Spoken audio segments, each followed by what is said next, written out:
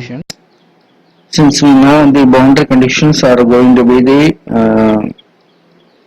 important topic in electrical and magnetic fields, since we are using in the practical cases that composite materials are going to be used. So in order to find out the effects of the electrical and magnetic fields, we are applying the boundary conditions.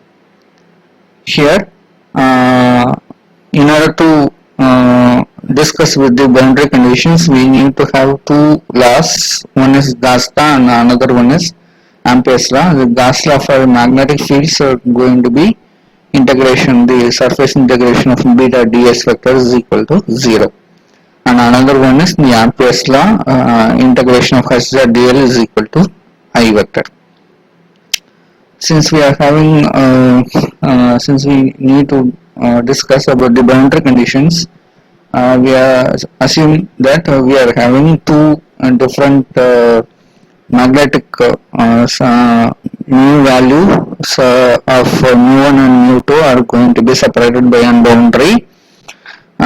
Here we are going to represent the magnetic flux density vector and the magnetic field intensity vectors as two components of tangential and the normal components. So those components are going to be represented by the B1 in the first boundary of the first material. We are going to represent that particular material as mu1. So that particular material having the magnetic field intensity of flux intensity of B1, that is going to be separated by normal vector B1n and the tangential vector B1t. The same instant, if the B2 that is the second material is going to have the magnetic field flux intensity of B2, then that is going to be separated by the two components B2n and the B2t. Similarly for the magnetic field intensity also. Here, since we are going to apply the two laws of, that is Gauss law and the Ampere's law, so for the application of Gauss law, we are going to assume a particular cylindrical Gaussian surface. So that particular cylindrical Gaussian surface having the surface area of del S, and that particular cylindrical surface, that is the Gaussian surface having the height of del h. So for the Gaussian surface, when the del h is going to be 0, that is if it is approaching the boundary, then B1n, that is the normal components of the B vectors. So the first material's B vector B1n, that is the normal vector B1n del S minus B2n minus del S is equal to 0, because we are having the Gauss law as B vector into ds is equal to 0. So the difference in the particular Gaussian, that is the difference in the magnetic flux density across the boundary is going to be 0. Since it is going to be the case, then B1n is equal to B2n. Since we are assuming the same Gaussian surface for the two materials, we are having this particular del S as the equivalent values. So we can say the B1n is equal to B2n, or we can write this particular B1n as mu1 h1 n, which is equal to mu2 h2n. So since these two are equivalent,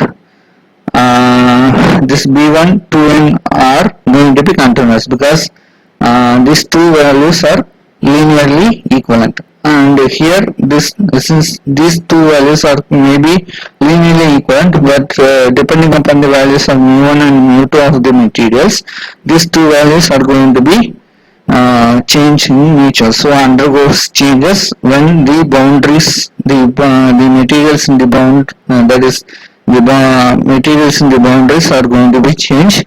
This particular mu and that is h1n and h2n are going to be change. So this H1n and H2n are going to be in discontinuous in nature.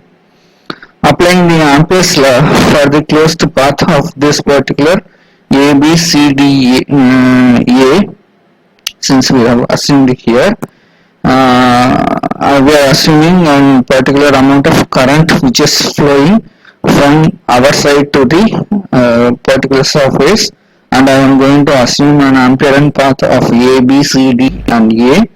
And if it is going to be the case, then if we are applying the Ampere's law for this particular loop, then we will be having from A to B, we will be traveling along the direction of the H1t and the H2t also. Since from this AB part, we are going to see have only H1t into del W, because the width of this particular AB is going to be del W.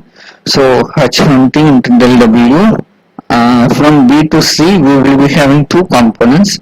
One is the H1 vector, which is going to be acted along this B to C, but for only half of this particular length. So this particular value is going to be represented by the minus H1n, because H1 is going to be act upwards, but here we are going to take this downwards, so we will be having a minus sign. So minus H1n into del H by 2 minus H2n del H by 2, since these two vectors are going to be acted along the same direction, so this particular value is going to be negative also. So minus H2n into del H by 2, and from C to D, since this particular direction is going to be opposite to this particular H1t and H2t, so we will be having minus values for the H2t into del W, plus from D to A, we will be having the plus direction of the normal components. So plus H1n del H by 2 plus H2n del H by 2, which is equal to the value of the current which is flowing in this particular boundary. So here we can notice that this particular current value is going to be the surface direction, so we will be having the surface current density of K, and this surface is going to be acting along this particular line, so this del W will be the surface area. Since we are having this particular current value, so we can represent this particular equation as this del H by 2 and this del H by 2 will be cancelled, and this value is also going to be cancelled, so we will be having H1n del W minus H2n del W, which is equal to K.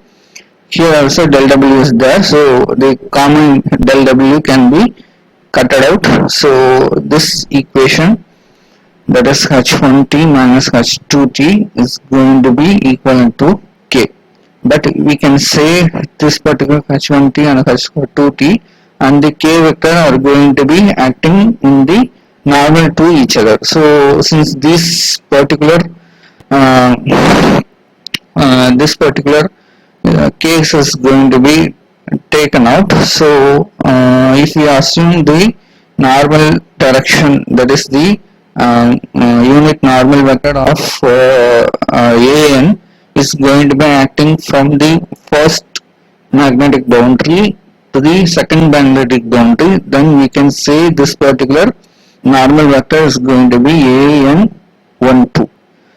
Since this particular normal vector is going to act along this particular H direction, along the perpendicular direction of this H vector, then we can say this H1t minus H2t may be represented as an H1 minus H2 cross AN cap. So that is going to represent this tangential vector, because H is acting along this H1 and H2 are going to act along this particular direction, and the angle that is going to be subtended for this particular H1t and H2t are going to be 90 minus theta 1 and the 90 minus theta 2. So we can represent this particular vector as a cross product between these two. Since we are having this particular vector to be acting from this particular H1 vector. So we can represent this particular vector as a cross product between these two. So also we can come with an another conclusion that these two vectors are going to be coplanar. Then this vector is going to be acting as a perpendicular vector to this two coplanar vectors, because we are having this particular H1 and H2 are going to be acting along this particular direction, and also this particular AM1, 2 is going to be acting along this particular direction. Since these two are on the different axes, but these two vectors are going to, and these three vectors are going to be coplanar, but this k vector is going to act along the from our side to the surface side, so that is going to be acting along the perpendicular direction of these two coplanar vectors. So we can represent this equation as it can be verified by the physical activity also. Also, we can represent this H1t as B1t divided by H1 mu1 minus B2t divided by mu2 is equal to k vector. If any medium that is not a conductor, then this k vector is going to be 0. Then we can represent H1t is equal to H2t. B1t divided by mu1 is equal to B2t divided by mu2. Tangential components of H are going to be continuous, that is H1t and H2t are going to be continuous since we are having this equation, and the B1t and the B2t are going to be discontinuous. So this first equation, that is this equation, is going to be again it is going to be written as B1n is equal to B2n. This particular equation is going to be can be written as an B1 cos theta 1 and B2 cos theta 2. So from this diagram we can take that this as a B2 cos theta 2, and also we can write from this particular diagram that H1t and H1t can be represented as H1 into sin theta 1, H2 into sin theta 2. So we can get these two equations, that is B1 cos theta 1 is equal to B2 cos theta 2, and here B1 divided by mu1 into cos theta sin theta 1 is equal to B2 divided by mu2 into sin theta 2. So if